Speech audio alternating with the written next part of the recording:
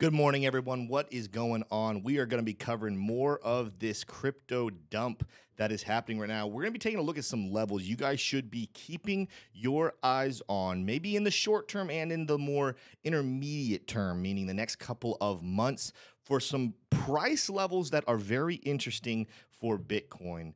Of course, yesterday we did fall to the downside. We have been looking for a breakout now for well over a week. There were signs it was going to be to the upside. There were signs it was going to be the downside. It turns out it was the downside. But does that mean that we have further to go, or is this dump over? We're going to be talking about that and a lot more here on the video. So make sure, go ahead and wait for the entire thing. Watch the entire video. Leave comments down below as to what you are thinking about the market. What are you seeing on the charts? What are you seeing in the news? And what do you think the next movement for Bitcoin's price will be? Let's go ahead and jump on in here and take a look at what is happening now. I'm out here on the 1 hour chart, and we are falling here pretty nicely.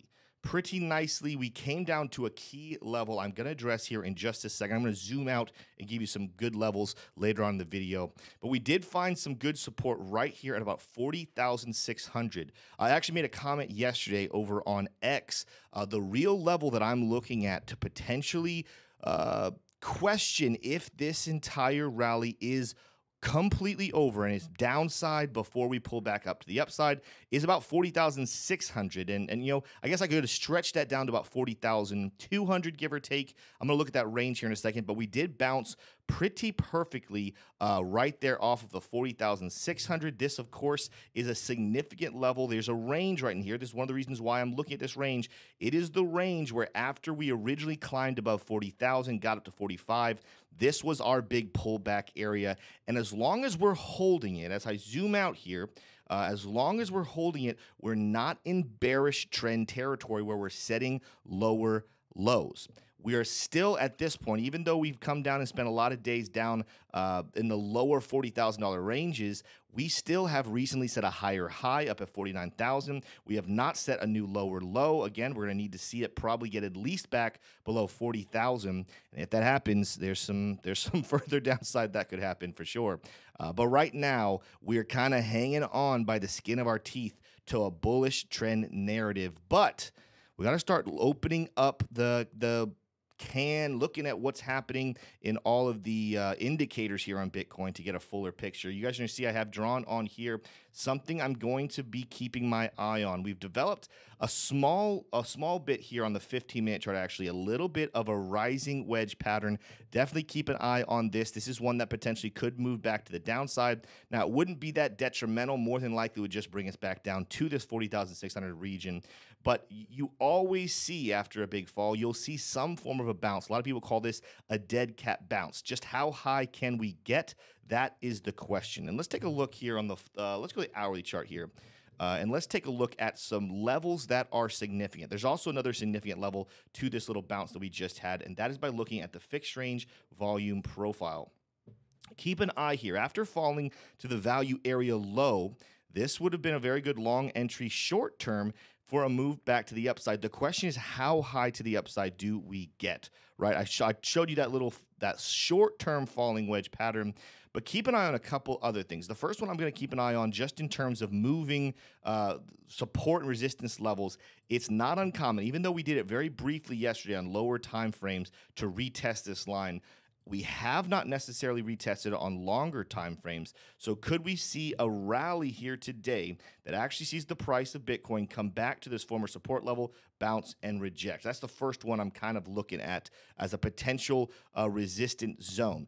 But there's also going to be the case, again, I think that a lot of people are sitting here with a lot of fear. There's an excuse and a reason why price could move to the upside. Keep an eye out for this point of control at 42,600. And if the bulls really start to gain some control, we have our value area high all the way up here at 44,600.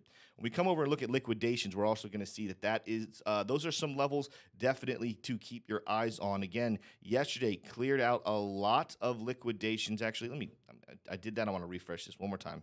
I want to give me a little bit more area here to work with. We've cleared out some heavy liquidations at 42. Still have some down here at 38. But where did I tell you to look up to at that value area high? 44,100. Not going to be surprised, honestly, if the bulls actually put together a little bit of a day here today. Look for volatility. This is the 7-day, 12-hour. Let's come down and look here. I'm sure there's going to be a lot tighter, more liquidations that can happen. Again, yeah, we could come back down, like I said. Maybe had that rising wedge bring us back down, fill out some liquidations back down at those same levels, 40,600. But again, we have some even as high as 43 on the 12-hour. We could see some further volatility today after a big break to the downside. So you're absolutely wanting to keep your eye on that. Let's kind of zoom out, though, and let's take a look at longer time frame stuff, because we did tell you that, again, we were in some heavy constriction here. On the 4-hour chart, we had gotten constricted in our Bollinger Bands. We'd set a symmetrical triangle pattern. A breakout would happen. We did tell you guys about this, but where could we go from here? Now that we've made a breakout to the downside, even if we retest and come back up to the upside, again, if we come back and break through this point of control, then we can go ahead and cancel out the breakout patterns we would make from this symmetrical triangle pattern and this big Bollinger Band breakout. But if we hit our heads on resistance, or even if we just briefly touch our level of point of control and resist on it and move back to the downside, we are looking at a couple different levels here of significance from that formation. First of all, a bear pennant would give us a price prediction for Bitcoin coming all the way down here to almost below $36,000. You've heard people talk about it. There's a couple different reasons why 36 is interesting. It's not one of my major points. I think if we do hit 36, even if we bounce there, there's still further to go to the downside. I'll explain that here in just a little bit. But that's kind of one of the big pain points we're looking at. A lesser pain point you're looking at is also the opening of this triangle, moving this over to the breakout,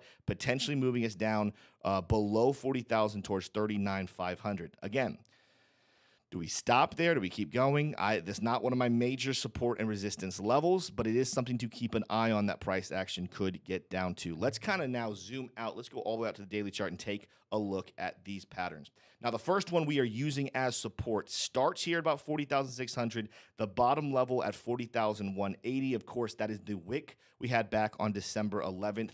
This is a strong support level that, as long as it holds, this is still squarely a bull trend for Bitcoin.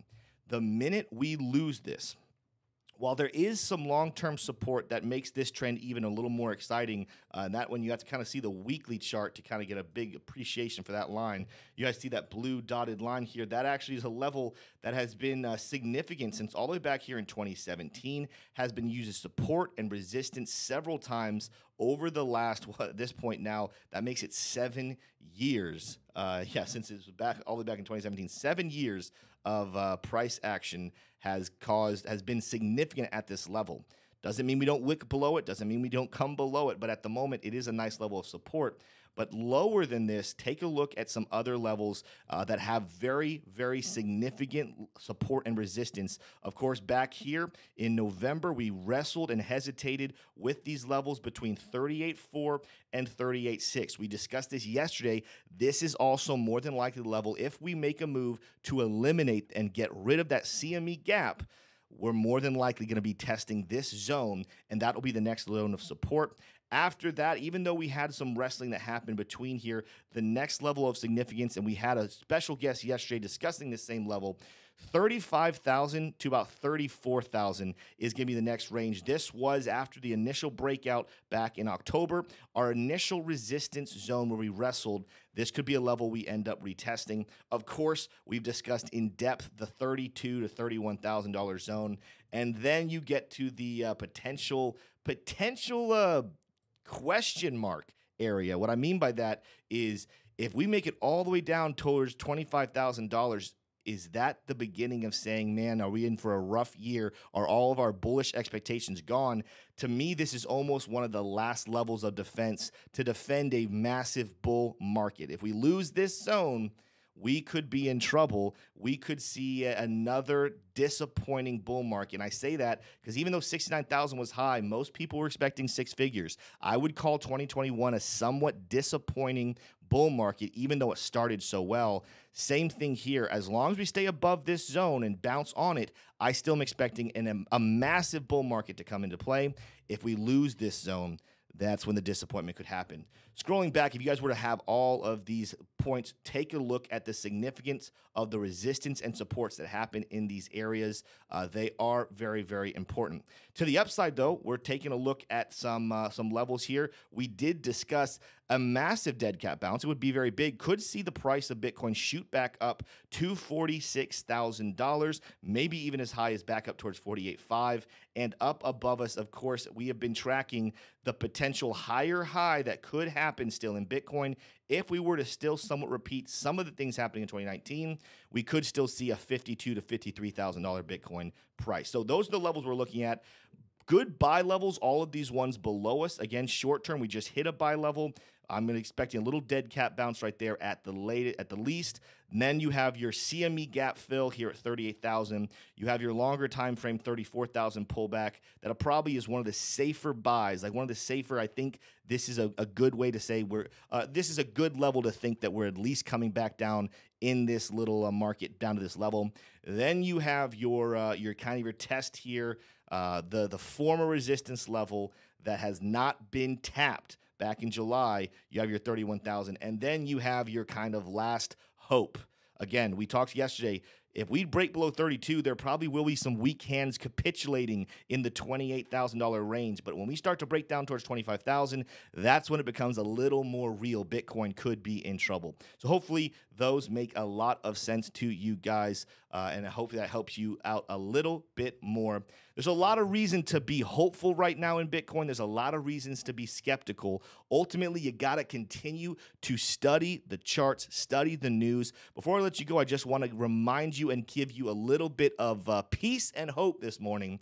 Bitcoin is still seeing massive demand coming in. Why is the price dropping? The price is dropping because institutions are moving money around and they're trying to gobble as much Bitcoin as possible, but Grayscale is selling off their GBDC. We're still seeing some massive outflows from that holding of Bitcoin, and yet you're still seeing Tether yesterday buying a massive amount of Bitcoin. You're still seeing other institutions have massive demand for these new Bitcoin ETFs. I am still very hopeful about a big Bitcoin bull market, but part of the game, especially when institutions get in and they want to hold Bitcoin, they've got to find a way to shake you, the retail investor, out of yours. So do not be surprised to see some of these dips. We're down close to we're actually down closer to about 18% at the moment from those highs. Not going to be surprised if we see 20, 30, maybe even 40% dips from those highs. But that does not change the overall bullish trend that Bitcoin is in. That doesn't change the high demand that is coming to a market that's about to see the halving event, which will lower the supply just based off of basic economics. When your demand raises and your supply goes down, the price goes crazy up and to the right. If that's not another reason to be buying Bitcoin every single day, I don't know what there is. Guys, that's all I have for you in this video. This is the last video of the week from me. I will be traveling down to Naples for the Bitcoin Day conference starting tomorrow. So with that said, I will see you guys on Monday. Smash that like button, hit subscribe, hit the comments on what you think price is doing. I'll see you next week.